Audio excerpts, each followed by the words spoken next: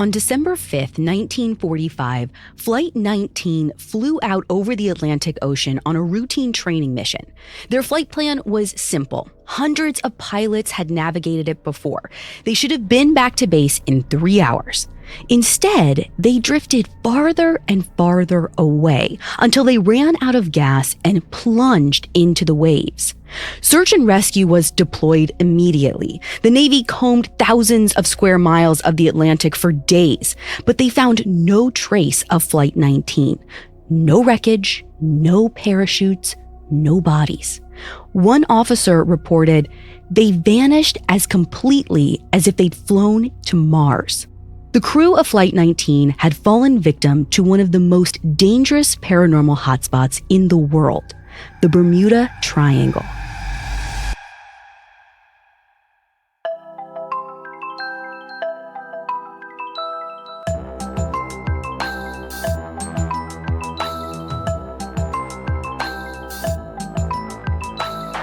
This is Supernatural, a Parcast original, and I'm your host, Ashley Flowers. Every Wednesday, I'll be taking a deep dive into a real unexplained occurrence to try and figure out the truth. You can find all episodes of Supernatural and all other Parcast originals for free on Spotify. And if you like what you're hearing, reach out on Facebook and Instagram at Parcast and Twitter at Parcast Network. This week, we're looking at the Bermuda Triangle and the disappearance of Flight 19. This is the landmark case of the Bermuda Triangle lore, the story that started all the rumors. What is it about this piece of the Atlantic that makes so many ships and planes just disappear? In the case of Flight 19, we'll never know, because no one in the entire 14-man crew was ever seen or heard from again. We'll dive into this story right after this. Stay with us.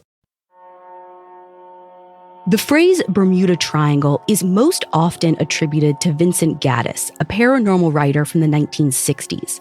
In an article for Argosy magazine, Gaddis defined the points of the triangle as Miami, Bermuda, and Puerto Rico.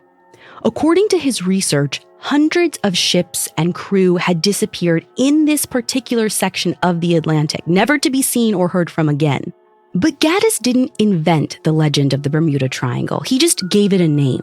The stories extend all the way back to the 15th century. One of the first surviving accounts comes from Christopher Columbus. In 1492, he sailed through the triangle on his way to the Americas. One night, he saw a strange light rising up out of the ocean. He described in his journal that it was like a flame from a wax candle that went up and down 3 or 4 times. In the pitch black, Columbus and his crew were glad to see the light. They thought it meant that they were finally close to land. But they sailed toward the flame and found nothing, just more ocean. Then the light disappeared and they couldn't ever explain where it had come from. But it stuck with the entire crew. Not only did Columbus document it, so did 2 other sailors. And this becomes the first seed of the mystery. It only grows in 1610. A ship wrecks off the coast of Bermuda so horribly, word travels all the way back to England. It allegedly inspired William Shakespeare to write The Tempest. Another boat called the Carroll A. Deering ran into trouble in the early 20th century while sailing through the Triangle. When they found the wreckage off the shore of North Carolina, it was completely deserted. The entire crew was just gone without a trace. Now you could say, oh, well, these ships are old. These are small ships. They probably weren't that seaworthy. There isn't anything strange here. But how about this one? The USS Cyclops was a 550-foot-long freighter carrying 11,000 tons of manganese ore. In 1918, it sailed from Rio de Janeiro to Baltimore, Maryland, passing through the Bermuda Triangle. The last message anyone received from the Cyclops was, "Weather fair, all well." Then it vanished along with its 300-person crew. They didn't even send a distress signal. It just fell off the face of the earth.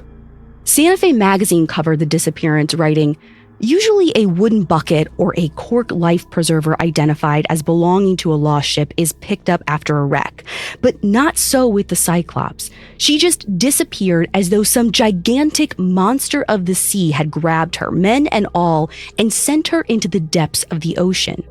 But the story of the Cyclops gets swept under the rug in the chaos of World War I. Ships were sinking all the time from torpedoes. What was one more freighter lost in the Atlantic? The world didn't really start paying attention to the power of the Bermuda Triangle until the disappearance of Flight 19. Flight 19 left Fort Lauderdale's Naval Air Station just after 2 p.m. on December 5, 1945. Calling it a flight is a little misleading. This wasn't just one plane. It was five TBM Avengers crewed by 14 men on what was otherwise a banal training mission.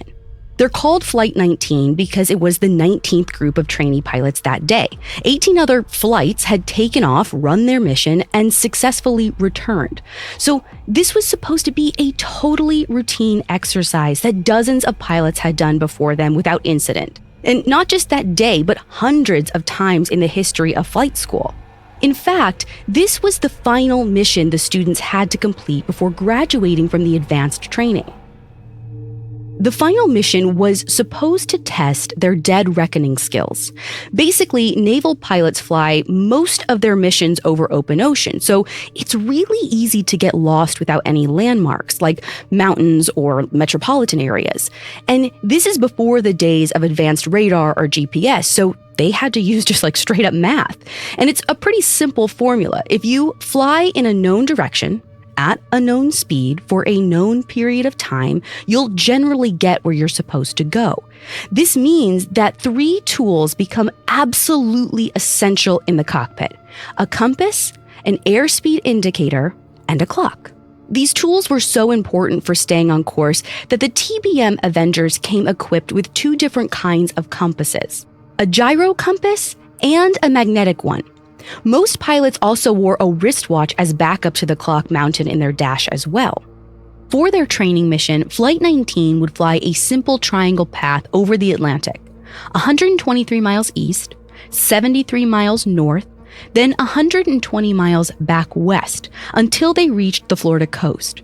Along the way, they'd practice dropping some torpedo bombs. All told, it should take 3 hours to complete this mission.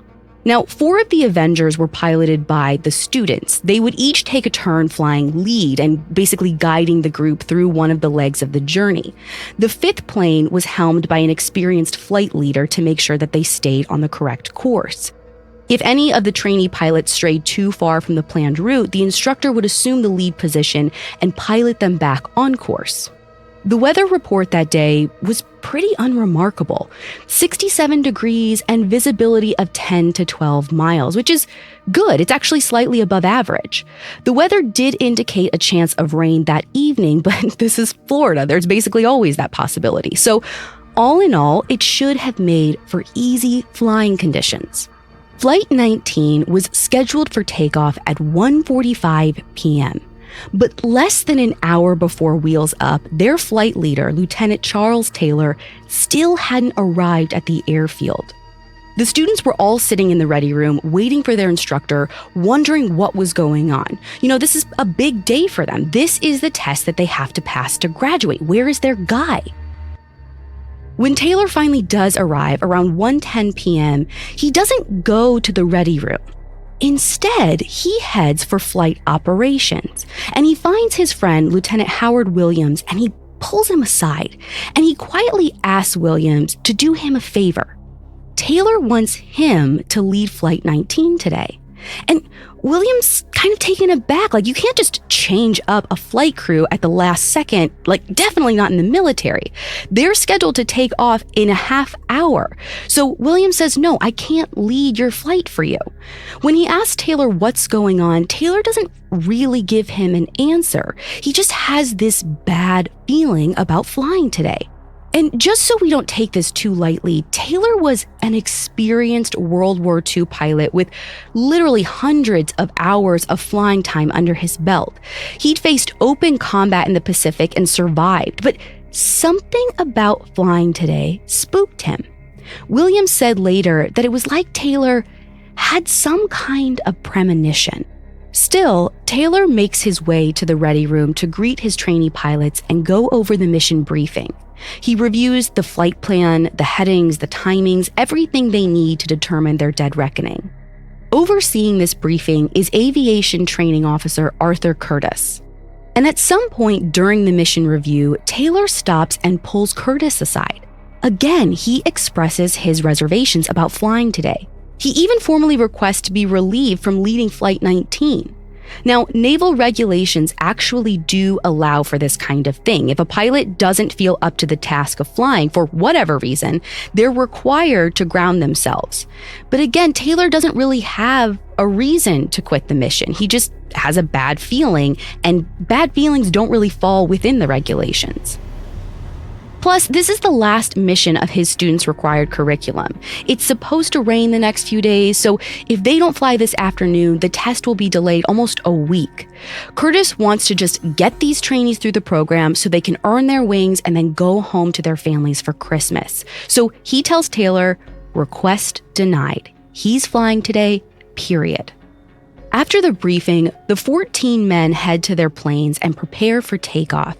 They do their routine checks on the engine, the radio, the controls. Everything is good to go. At 2:10 p.m., Flight 19 lines up their 5 planes on the tarmac. It's 25 minutes past their original departure time, so a light drizzle has started. A taste of the predicted evening shower. But visibility is still average, and they have almost 3.5 hours until sunset. Plenty of time to run the mission and get back to base. Taylor radios the tower. They are cleared for takeoff. The 5 planes race down the runway and set off into the sky.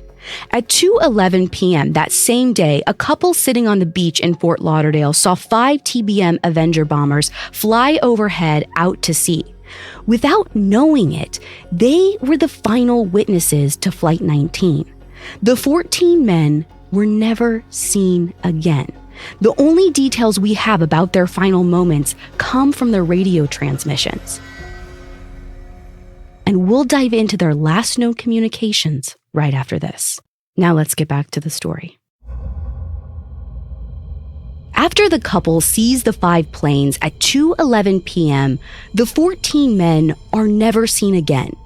The only details we have about their final mission comes from their radio communications with the tower at the naval base and with each other.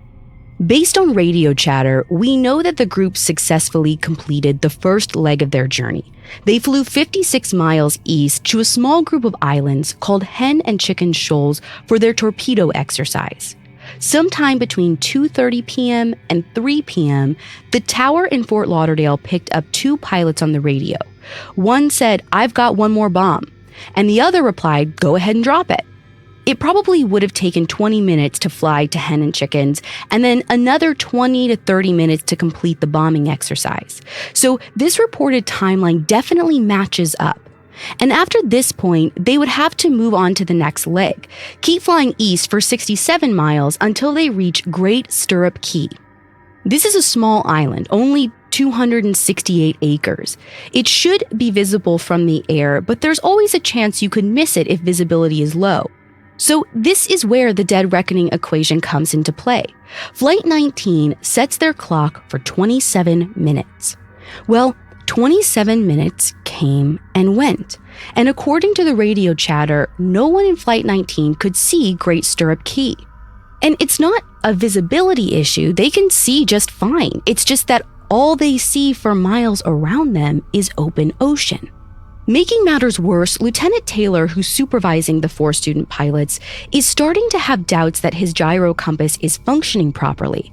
So he instructs the group to turn north as planned, but to climb to a higher altitude. If they can get a better picture of what's around them, they'll be able to get back on course.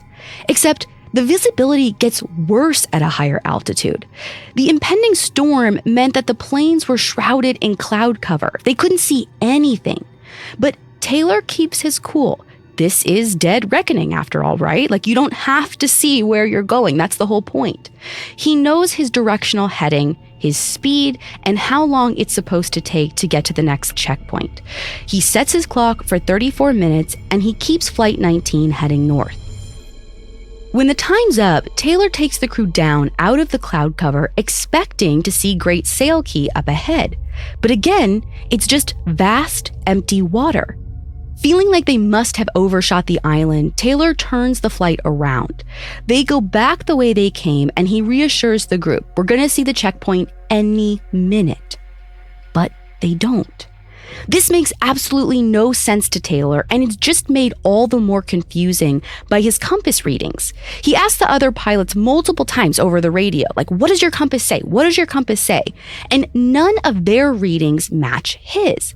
Taylor's gyro compass must be busted. And his backup, the magnetic compass, the winds that they're flying through are too rough for an accurate reading, so he can't even use that one.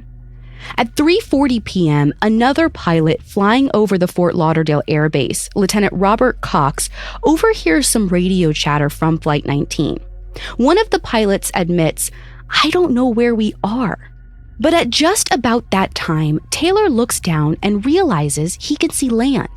Except it's not the islands they've been looking for. It's a bunch of small reefs and sandbars, a row of small broken up pieces of land. He suddenly realizes where he is, the Florida Keys.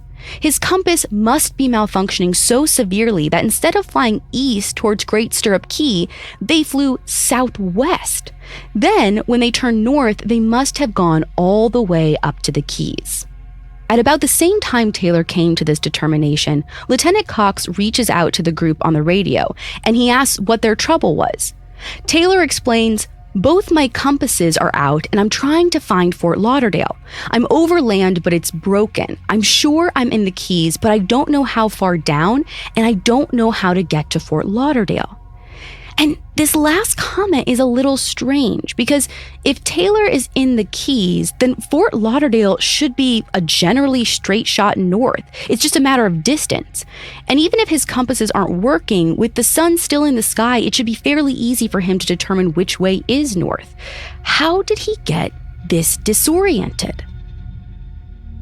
Lieutenant Cox reminds him, "If the sun is on your left wing, you're pointed north. Just keep coming in this direction and you'll get home." But just to be safe, Cox decides that he's going to fly south to meet them. He'll find them somewhere over South Florida and then escort them back to base. Taylor tries to wave him off. I mean, it's already embarrassing enough that he's gotten this lost on a test flight, and being escorted back to base by another pilot is mortifying. But Cox is worried enough about the safety of Flight 19 that he heads south to meet them anyway. He makes sure they're flying at the same altitude and then tells Taylor he'll see him soon. But 45 minutes go by. Taylor still hasn't made landfall in Florida. Cox is now down over the Keys himself and has seen no sign of Flight 19. Even worse, Taylor's radio transmissions are getting fainter and more garbled. This means the signal is getting weaker, meaning that Flight 19 is somehow flying even further away from base. It makes absolutely no sense at all. In the cockpit, Lieutenant Taylor is starting to get rattled. Every decision he makes, every direction he turns, only makes him feel more lost. He knows the sun is going to go down in less than an hour, meaning he'll lose the only reliable sense of direction he has. On top of that, the promised storm is rolling in. I mean, the clouds are thickening and it's starting to rain. In the briefing room before takeoff, Taylor had reviewed the standard protocol with his team for what to do if they should find themselves lost over the Atlantic Ocean. Turn your nose toward the sun and fly west until you hit land. At 4:30 p.m., the tower overhears Flight 19 discussing this option. Should they just head west? But Taylor hesitates. He can't trust any of his instruments. They haven't seen land in miles, not since they were over the Keys, and they've been going north for almost an hour now. They should have made landfall. Why haven't they? Then it hits him. They must be west of Florida, flying parallel to the coast. Somehow, they've strayed into the Gulf of Mexico. If they go even further west, they'll run out of gas long before they reach Texas. They have to turn around back east, they'll run right into Florida. So once again, Flight 19 turns around. But once again, their radio signal gets weaker. And this indicates that they're getting farther from base, not closer. The radio signal is now so weak, no one is able to communicate directly with Flight 19. The pilots can hear each other, and a few towers are able to pick up snippets of their conversations, but no one can get new information to them. Another 45 minutes goes by, and the sun is now almost set, and it's pouring rain. Most importantly, the pilots are starting to run low on fuel, and Taylor is starting to panic. Another one of the pilots in the group urges him, "We need to turn around. We need to head west. I know that's the way home." Taylor is so turned around at this point, so desperate for one of his decisions to be correct that he agrees. At 5:15 p.m., they make another U-turn and head back west, hoping that they'll see some kind of land soon. At 5:50 p.m., the Gulf and Eastern Sea Frontier Station, which is a command center that uses high-powered radar to track the location of enemy ships, is finally able to get a fix on Flight 19's position based on their radio transmissions. They determine that the crew is definitely not in the Gulf of Mexico. Actually, they're nowhere near the Florida Keys either. They estimate that Flight 19 is far out in the Atlantic Ocean, like 120 miles east of Daytona Beach. But that's okay. That's actually a good thing, because that means that the trainee pilot was right. They just need to keep heading west, and then they'll make it back home. Except, no one is able to communicate this to Lieutenant Taylor. And at 6:04 p.m., 50 minutes after they U-turned, he is once again convinced that they're going in the wrong direction. It's been too long. They should have hit land by now. Taylor radios to the other pilots. "If we're near land, we should be able to see a light or something. I suggest we fly due east until we run out of gas. We'll have a better chance of being picked up close to the shore." The other pilots try and reason with him. How could they be in the Gulf? They went east of Florida, not west. They remind him that his compass might be malfunctioning, but theirs were all working the whole time. They just need to keep heading west. But Taylor will not be moved. It's like something has possessed his mind and robbed him of all reason, of all of his years of experience. He's ignoring the tower, he's ignoring his crew, and frankly, he's ignoring all logic. Whatever voice is telling him to head east, it's the only one he's listening to. And at the end of the day, he's the flight leader. He's the senior officer. So the rest of the planes fall in line, and they turn back east, back out into the open ocean, back into the storm clouds, the thunder, and the lightning crashing all around them. And they're going to run out of gas any minute. At 6:30 p.m., Taylor radios to his crew. "All planes close up tight. We'll have to ditch unless landfall. When the first plane drops below 10 gallons, we all go down together." And that's the last message that anyone picks up from Flight 19. Those are the final words of the mission, and no one sees or hears from Flight 19 or any of the 14 men ever again. But that's not the final tragedy of the night. The Navy immediately scrambles a search and rescue team. If the planes went down, they have to find them. 2 Martin PBM Mariners are launched from another naval base in Jacksonville. These are giant plane boats. Like, they can fly out over the ocean, but can also land on the surface of the water if needed. So 2 Mariners take off, but only one returns. Just like Flight 19, the other plane completely vanishes. We'll explore what might have happened to Flight 19 and that other plane after this. Now we're back to the story. After Flight 19 disappeared on December 5th, the Navy immediately scrambled a search and rescue team. But one of their rescue planes, a Martin Mariner seaplane, left from Jacksonville with a 13-man crew and then never returned. There was no SOS, no distress signal.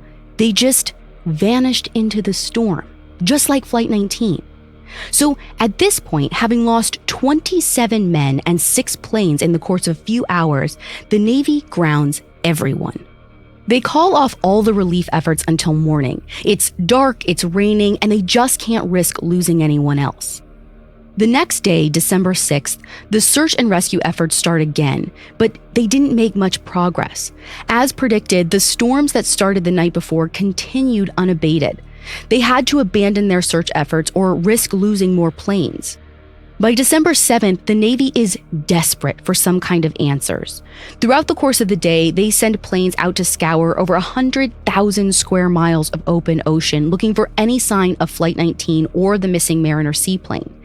And they find nothing. No debris, no parachutes, no bodies. So what actually happened here? Over the years, the story of Flight 19 has been immortalized in the pages of pulp magazines and science fiction novellas. They take the report's assessment of flying to Mars and kind of run with it. Lieutenant Taylor's last words are now rumored to be, "I know where I am now. Don't come after me. They look like they're from outer space." Another story that was popularized was that the family of one of the crew members received a telegram shortly after his disappearance, and it said simply, "I am very much alive," and it was signed Georgie. Apparently, no one outside of the family called him by this name, making the family trust its authenticity. So, with this slant, the story of Flight 19 becomes connected to UFOs. The prevailing theory of the 1960s suggests that the pilots and their planes were all abducted by aliens. That's why the Navy was never able to find any trace of them, and that's how Georgie was able to send his message to his family. It fuels entire theories about the Bermuda Triangle as a whole. Anyone who disappeared there was actually abducted. But we have the transcripts from Flight 19's radio. There's no mention of anything coming from outer space. So let's just go ahead and assume that, at least in this story, aliens had nothing to do with it. I mentioned earlier the strange disappearance of the USS Cyclops. Like Flight 19, it seemed to vanish into thin air. Even stranger, the Cyclops had 2 sister ships that also disappeared in the Bermuda Triangle. That's the common theme here. People just seem to disappear. And that feeds into these theories that something truly paranormal is happening in this corner of the ocean. In addition to UFOs, it's been suggested that the Bermuda Triangle is the site of the lost city of Atlantis. Whatever force plunged the ancient city into the depths of the ocean now preys on unsuspecting ships and planes, dragging them to the watery grave never to be seen again. Other theories say that the Bermuda Triangle is home to a portal to another dimension. Ships go in and they don't come out. It's basically a black hole in the middle of the Atlantic. And with a number of cases of people and boats just vanishing without any explanation, you can see why these theories get traction. It's bizarre enough that scientists start looking into the triangle disappearances.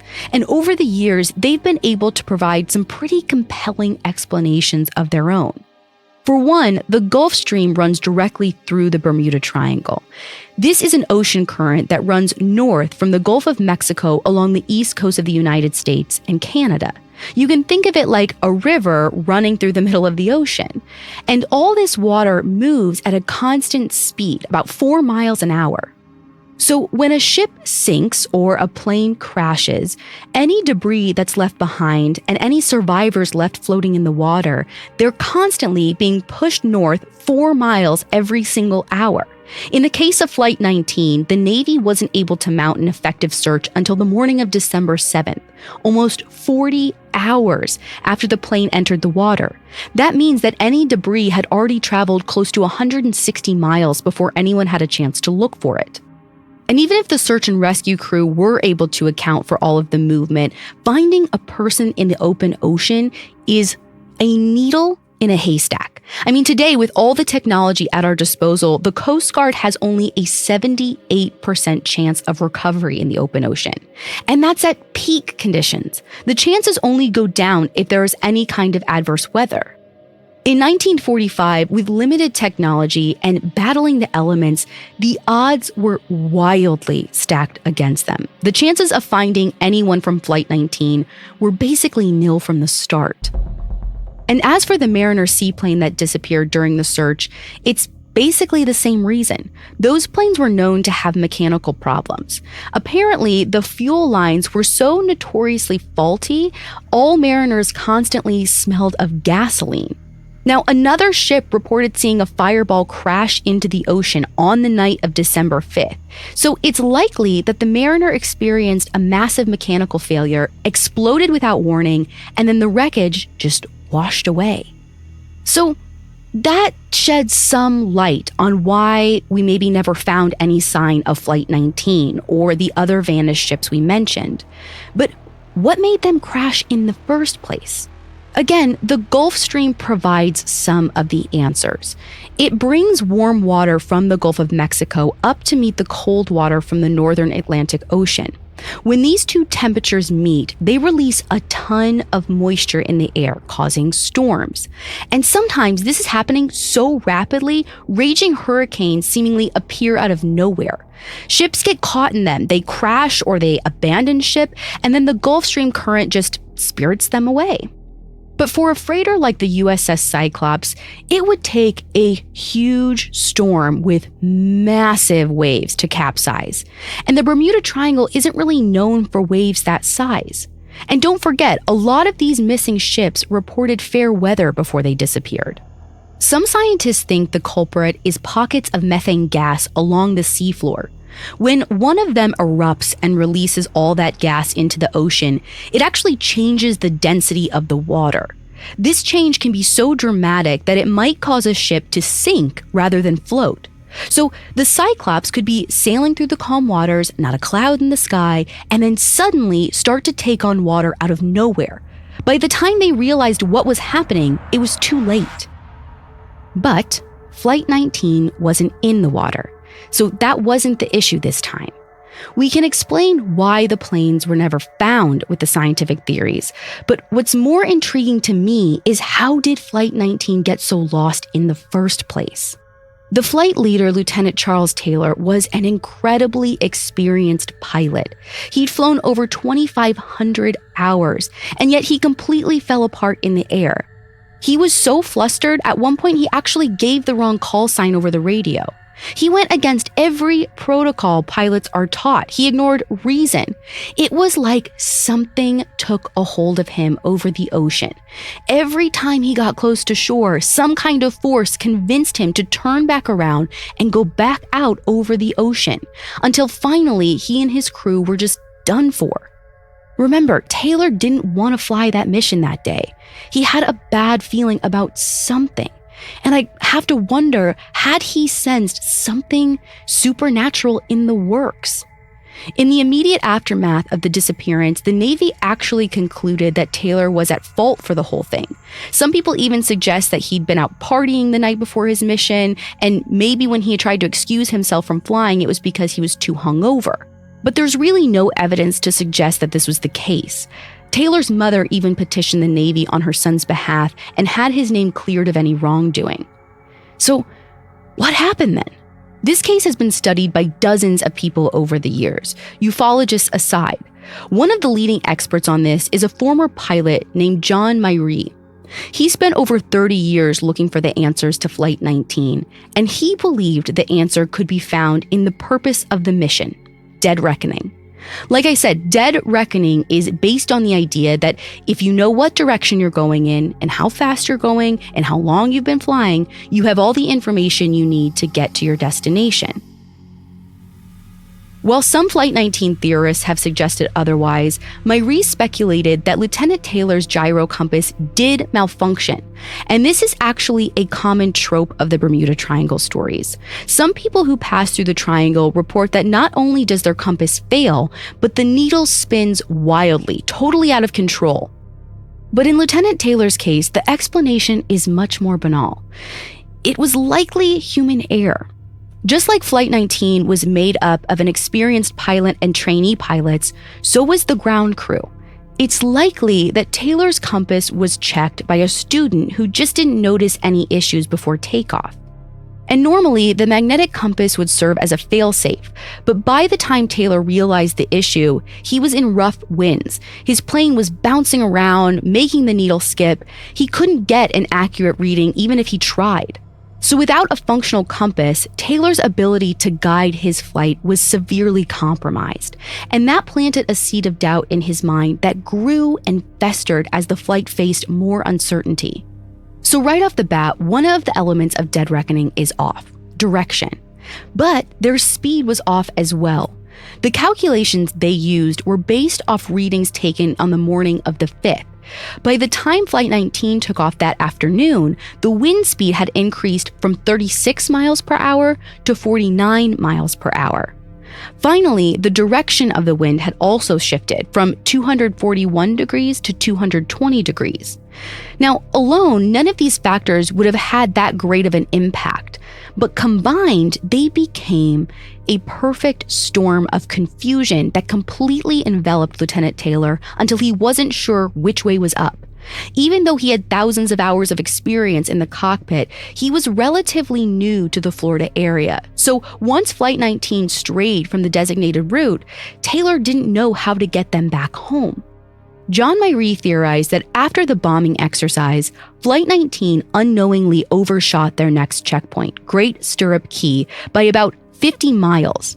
Instead, they turned north at the next island they saw, Great Abaco. But this throws off the next checkpoint as well, because now they're so much farther east. When they finally see some kind of land, it's these small broken reefs and sandbars.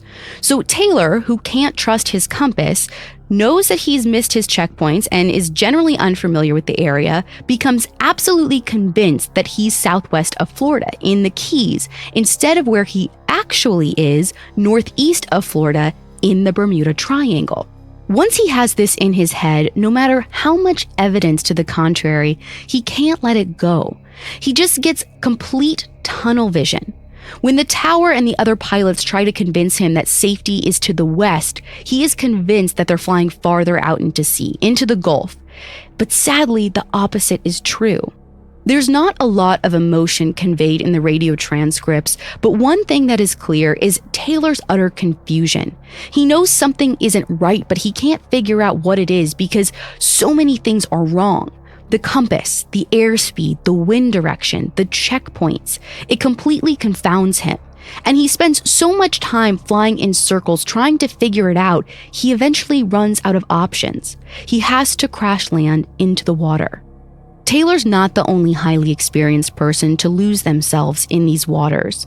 Joshua Slocum was the first person to sail around the world solo. There was possibly no one more seasoned in the ocean than he was, but he vanished along with his boat while crossing the Bermuda Triangle in 1909. As recently as June of 2003, a Florida couple went missing in the Triangle. They sailed out in a 16-foot boat on June 18th, never to be seen or heard from again. No wreckage, no SOS. When you look at the sheer number of shipwrecks and disappearances, it seems like overwhelming evidence that something is going on here. 1,000 disappearances have occurred in the Bermuda Triangle in the last century. But the U.S. Coast Guard insists that it's just a numbers game. They say millions of planes and ships travel through that area of the Atlantic every year. It's one of the most highly trafficked areas in the ocean. John Riley of the U.S. Naval Historical Foundation explained, "The region has been a busy crossroads since the early days of European exploration. To say quite a few ships and airplanes have gone down there is like saying there are an awful lot of car accidents on the New Jersey Turnpike. Surprise, surprise." So, if there aren't any dark forces at work in this corner of the ocean, what convinced Lieutenant Taylor to fly out to sea? Today, what Taylor experienced is called spatial disorientation. It's actually a common danger for pilots, even those with years of experience, and we know a lot more now about the warning signs and how to prevent it. One of the most important pieces of advice? Trust your instruments, not your gut. Though maybe Taylor's real mistake was ignoring his instincts when he was still on the ground. That's honestly the only thing we can't explain about Flight 19. What was that bad feeling he had? That premonition? Taylor was so uneasy about his upcoming flight, he had even mentioned it to his mom the night before when she called. What was his gut trying to tell him then? And what if he had listened?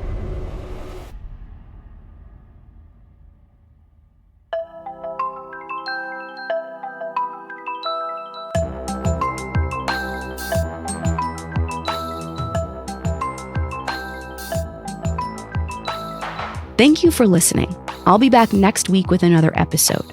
You can find all episodes of Supernatural and all other Parcast originals for free on Spotify.